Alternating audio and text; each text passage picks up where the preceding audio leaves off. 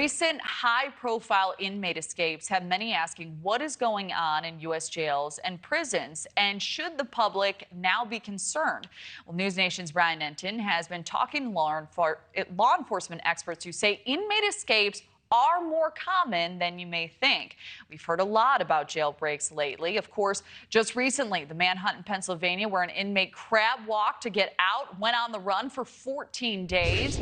And there's no federal database that tracks escapes around the country, but experts say there is something happening. So, Brian, I know you have more. What have you found in your research?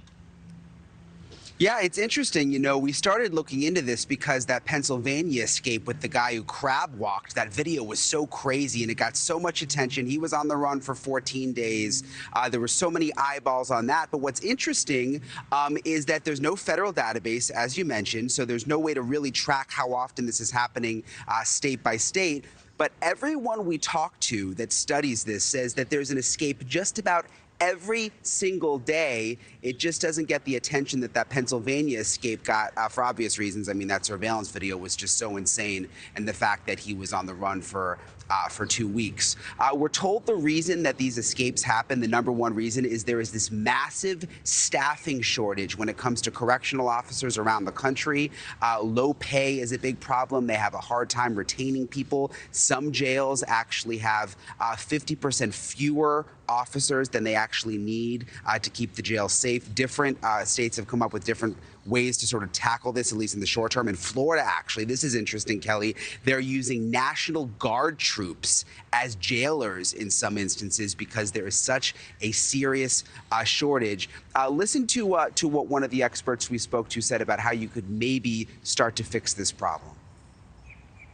I think you need to have, quite frankly, politicians that have the courage to say that this is important. Because you have a lot of elected officials that have no problem standing up and say, hey, I support law enforcement. I'm a proponent for law enforcement and public safety. But when there's a budget item that comes up that speaks to a jail facility, whether it's cameras, additional personnel, whether it's enhancements to the facility, they don't want to sponsor that.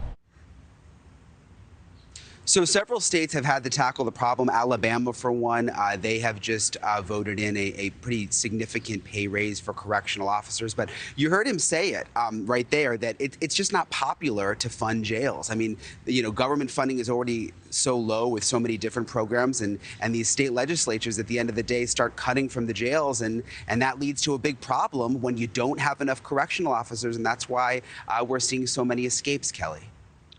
It's a big problem. Brian Entin, thank you for the breakdown. Thank you for watching. Go to newsnationnow.com to find NewsNation on your television provider. And don't forget to click the red subscribe button below to get more of NewsNation's fact-driven, unbiased coverage.